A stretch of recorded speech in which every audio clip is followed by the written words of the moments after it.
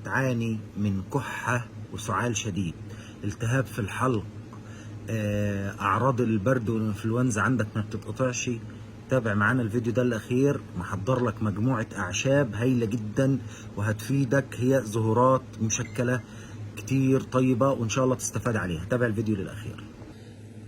الاعشاب بتاعتنا النهارده تشكيلة زهورات هايلة جدا وممتازة ولها فوائد عظيمة للجهاز التنفسي.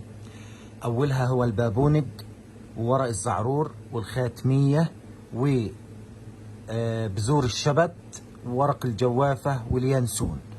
طبعا كلها اعشاب متوفرة وموجودة سهلة جدا. علاج بعد امراض الجهاز التنفسي، علاج التهاب الحلق، علاج الكحة والسعال الشديد، نزلات البرد والانفلونزا، حتى كمان بتحسن من صحة الجهاز الهضمي. هايلة جدا. احنا داخلين دلوقتي على فصل الشتاء ان شاء الله، كل عام وانتم بخير.